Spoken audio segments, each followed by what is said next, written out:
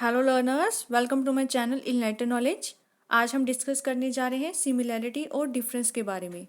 Utility analysis और indifference curve analysis में क्या क्या सिमिलैरिटीज़ होती हैं और जो आपकी इंफीरियर कर्व एनालिसिस है वो कैसे सुपीरियर है, मतलब इन दोनों के बीच में डिफरेंस के बारे में भी डिस्कस किया जाएगा। तो आइए शुरू कर लेते हैं। सबसे पहले हम डिस्कस करते हैं सिमिलैरिटीज़ के बारे में, मतलब यूटिलिटी एनालिसिस और इंडिफरेंस कर्व एनालिसिस के बीच में क्या क्या चीज़ें सेम है।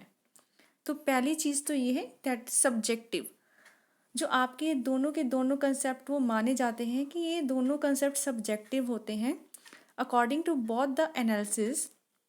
कि अगर हमें कंज्यूमर के बिहेवियर को स्टडी करना है तो ये नेसेसरी हो जाता है कि हमें नॉलेज होनी चाहिए यूटिलिटी की। यूटिलिटी क्या होता है? Want satisfying power of a good, या फिर सेटिस्फेक्शन की एक कंजप्शन ऑफ अ गुड की। इंडिफरेंस कर्व को हम लोग इसी वजह से क्या है आइसो यूटिलिटी कर्व का भी नाम देते हैं। ये क्योंकि यूटिलिटी से ही बनी हुई होती है।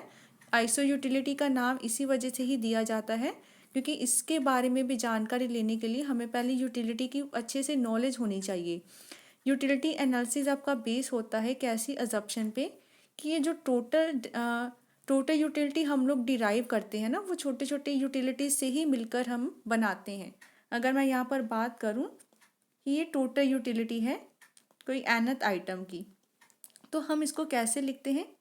यूटिलिटी कितनी मिली फर्स्ट यूनिट लेने से, प्लस यूटिलिटी कितनी मिली है सेकेंड लेने से, मतलब ये सो ऑन क्या है, ऐसे ही चलता जाएगा। ये हमारी nth आइटम आ जाएगी। कि मतलब हम इसको यूटिलिटीज में कैसे एक्सप्रेस करते हैं। लेकिन अगर हम वैसे ही बात करें इंडिफरेंस कर्व एनालिसिस की, तो टोटल यूटिलिटी डिराइव होती है consumption of given quantity of good. ये डिपेंड करता है यूटिलिटी पे, मतलब ये भी यूटिलिटी पर ही डिपेंड करता है। ये अब ये कौन सी है इंडिफरेंस कर्व एनालिसिस की टोटल यूटिलिटी कैसे ढूंढी जाती है? ये हम सीधा ही एक ब्रैकेट में लिख देते हैं कि ये फंक्शन होती है पहली आइटम से कितनी आपको यूटिलिटी मिल रही है, दूसरी से कितनी मिल रही है, मतलब बात तो वही सेम आ जाती है। मतलब हम लोग क्या है यूटिलिटीज़ ऐसे मेज़र करते हैं, तो इसका मतलब दोनों कंसेप्ट में ही यूटिलिटी थ्योरी को ही बेस बनाया गया है। यूटिलिटी पता होगा तो आगे हम चल पाएंगे। तो इंडिफरेंस कर्व एनालिसिस और यूटिलिटी एनालिसिस में सबसे पहला तो यही सिमिलैरिटी होगी कि ये दोनों कंसेप्ट सब्जेक्टिव होते हैं। इसमें कंजप्शन को या सेटिस्फेक्शन को इंक्रीज करवाने की बात की जाती है, जिसकी वजह से हमें यूटिलिटी की नॉलेज होनी चाहिए। सेकंड आपका कंसेप्ट है कंज्यूमर इज़ रैशनल। दोनों में ही हमने ये बात की थी, कंज्यूमर बहुत ज़्यादा समझदार है, उसको पता है कि उसने अपनी यूटिलिटी को कैसे मैक्सिमाइज़ करवाना है, सेटिस्फेक्शन कैसे मैक्सिमाइज़ करवानी है। तो हम लोग ये देख सकते हैं कि अगर इंडिफरेंस कर्व में क्या होता था कि हायर आईसी पे चले जाते हैं तो उसको ज़्यादा यूटिलिटी मिलती है। तो वही मार्शल में क्या होता है, कंज्यूमर को ज़्यादा से ज़्यादा सेटिस्फेक्शन चाहिए कुछ कॉमोडिटीज़ को खरीदने के लिए। नेक्स्ट आपका आ जाता है कंडीशन ऑफ इक्विलिब्रियम। इक्विलिब्रियम की कौन कौन सी कंडीशंस हो पाती हैं? तो कहीं ना कहीं एक अनएनिमिटी, मतलब सेम चीज़ ही पाई जाती है इक्विलिब्रियम कंडीशन में भी, क्योंकि हमने जैसे यूटिलिटी एनालिसिस में इक्विलिब्रियम किया था, मैं यहाँ पर लिख देती हूँ। वो इक्विलिब्रियम हमारा क्या था कि मार्जिनल यूटिलिटी, ये हमारी थी मार्जिनल यूटिलिटी एक्स आइटम की upon marginal utility of Y item. ये किसके इक्वल हो जाता था? Price of X commodity by price of Y commodity. हम मतलब ऐसे लेकर चलते थे। वहीं अगर मैं इंडिफरेंस कर्व एनालिसिस की बात करूं तो इसमें क्या आ जाता था? मार्जिनल रेट ऑफ सब्सटीट्यूशन आ जाता था एक्स वाई का। ये कैसे निकाला जाता था? जो हम लोग स्लोप पढ़ते थे इंडिफरेंस कर्व की, price of X by price of Y. अब ये देखो दोनों में ये चीज़ें क्या आ चुकी हैं? सेम आ चुकी हैं। तो हमेशा यही कंज्यूमर के इक्विलिब्रियम का पॉइंट बन रहा है। तो इसको मैं दूसरे तरीके से भी लिख सकती हूँ। यहाँ लिख देती हूँ marginal utility of substitution of X Y equal to, इसको मैं यही लिख सकती हूँ marginal utility of X item by marginal utility of Y, it is equal to P X over P Y. मतलब हमने ये कंडीशन ढूंढ ली है इन दोनों कंडीशंस को लेते हुए, तो ये आपकी इक्विलिब्रियम की कंडीशन बन जाती है। तो दोनों में ही कंज्यूमर का इक्विलिब्रियम सेम कंडीशन से ही निकाला जाता है। तो ये आपकी सिमिलैरिटी हो गई है। नेक्स्ट सिमिलैरिटी है tendency of diminishing marginal utility, मतलब दोनों में ही हम डिमिनिशिंग मार्जिनल यूटिलिटी की बात करते हैं। ये दोनों ही एनालिसिस कंज्यूमर बिहेवियर के डिपेंड करते हैं कि मार्जिन यूटिलिटी क्या होगी, डिमिनिशेस होती जाएगी। जो मेन अजम्पशन था यूटिलिटी एनालिसिस का वो क्या था कि मार्जिन यूटिलिटी के पास टेंडेंसी है डिमिनिश होने के लिए। और वैसे ही convexity to the point of origin of IC, ये भी क्या इंडिकेट करता था कि मार्जिन यूटिलिटी ऑफ सब्सटीट्यूशन हमारी डिमिनिश होगी। हमने एक बात की थी कि हमारी जो आईसी है वो कन्वेक्स होती है to the point of origin, और कन्वेक्स होती क्या है कि मार्जिन यूटिलिटी सब्सटीट्यूशन क्या हो रहा है, डिमिनिशिंग हो रहा है। मतलब हम अब क्या करते हैं कि अपनी सेटिस्फेक्शन को इंक्रीज करवाते हैं और दूसरी कमोडिटी को कम छोड़ना पसंद करते हैं, तो मार्जिन रेट ऑफ सब्सटीट्यूशन कम होना शुरू हो जाता है। तो as a consumer get more and more X commodity, मतलब वो सब्सटीट्यूट करवाएगा वाई कमोडिटी को डिमिनिशिंग रेट में, मतलब धीरे धीरे सब्सटीट्यूट करवाएगा, कम कम सब्सटीट्यूट करवाएगा। तो मतलब दोनों ही कंसेप्ट में हमने डिमिनिशिंग वाला कंसेप्ट ही लेकर चले हैं। तो इसी के साथ हमारी सिमिलैरिटीज़ कंप्लीट हो जाती हैं। आगे हम पढ़ेंगे कि आईसी आपकी क्यों ज़्यादा सुपीरियर है या इन दोनों में डिफरेंस क्या पाया जाता है। तो पहला पॉइंट ये है कि आपकी जो इंडिफरेंस कर्व एनालिसिस है वो ज़्यादा रियलिस्टिक है। पैरेटो ने क्रिटिसाइज किया है यूटिलिटी एनालिसिस को, क्योंकि जो यूटिलिटी एनालिसिस में हम यूटिलिटी को कार्डिनल नंबर्स में मेजर करते थे 1 2 3 की फॉर्म में, और utility is a subjective concept और उसको हम लोग कार्डिनल नंबर में मेजर नहीं कर सकते हैं। फॉर एग्जांपल ली है, as we can measure the length of piece of cloth और वेट ऑफ बल्की गुड। तो इसको हम लोग मेजर क्या है, अपनी यूटिलिटी को तो कार्डिनल नंबर में मेजर नहीं कर सकते, एक लेंथ या वेट को तो मेजर कर सकते हैं बट यूटिलिटी को नहीं किया जा सकता। और इंडिफरेंस कर्व में ऐसा कोई कंसेप्ट वो लेकर ही नहीं चले हैं, क्योंकि आईसी में हम यूटिलिटी को मेजर किस में करवाते हैं, ऑर्डिनल नंबर्स में मेजर करवाते हैं, मतलब प्रेफरेंसेस देते हैं। ये और भी ज़्यादा रियलिस्टिक कंसेप्ट होता है आपका इंडिफरेंस कर्व एनालिसिस वाला। तो हम ये कह सकते हैं किसी को कप ऑफ कॉफ़ी पसंद है या किसी को कप ऑफ टी पसंद है, मतलब ये तो चीज़ हम बता सकते हैं, लेकिन ये नहीं बता सकते कि कितनी ज़्यादा कॉफ़ी पसंद है या कितनी कम टी पसंद है, मतलब उसको मेज़र नहीं किया जा सकता है। सेकेंड पॉइंट आपका है free from the defect of independent commodity.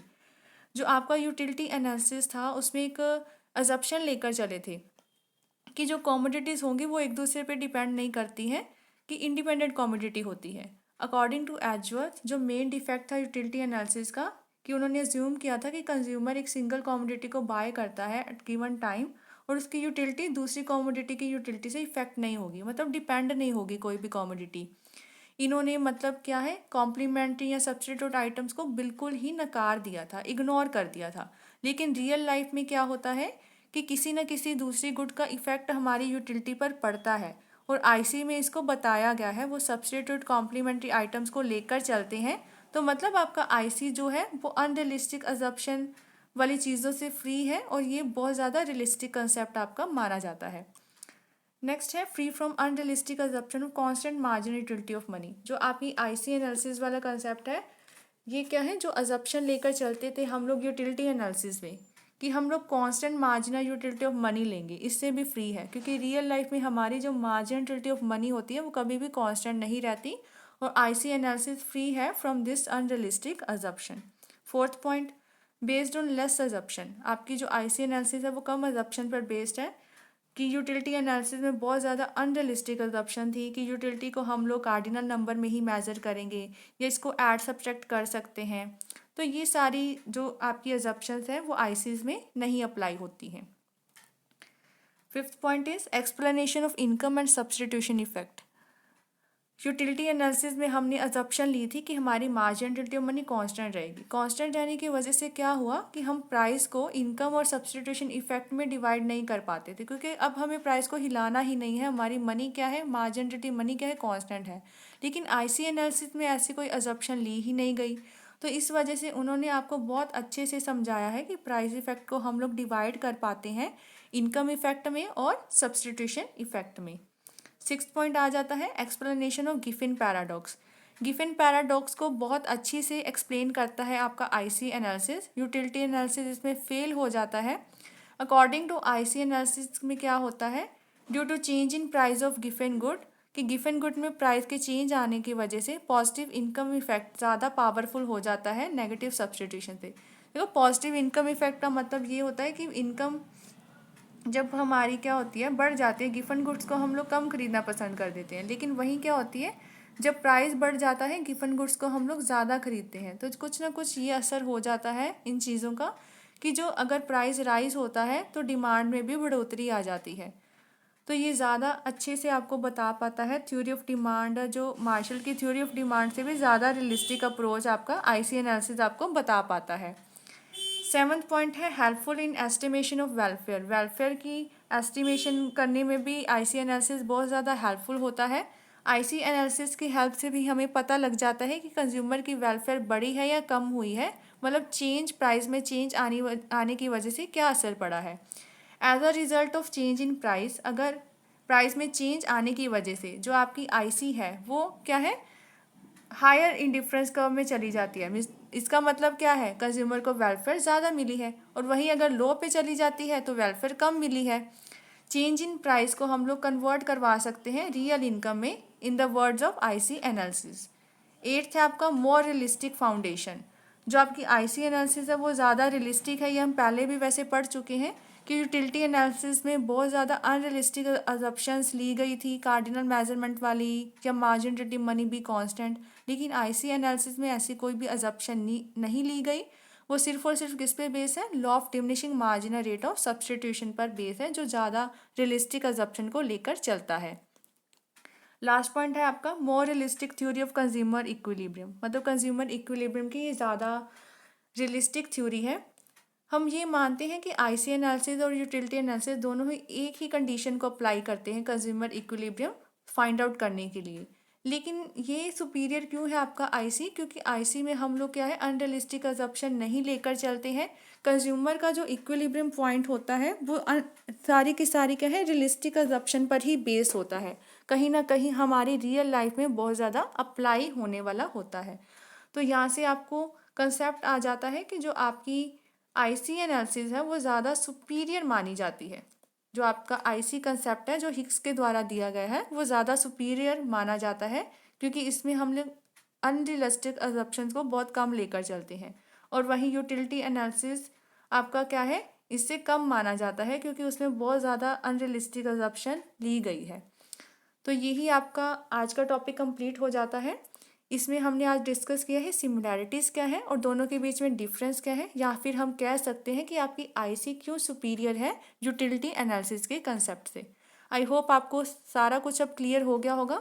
अगर वीडियो पसंद आई हो इस चैनल को ज़रूर सब्सक्राइब कीजिए, like share and comment and press the bell icon, ताकि हर वीडियो की नोटिफिकेशन आपको टाइम टू टाइम मिलती रहे। Thank you.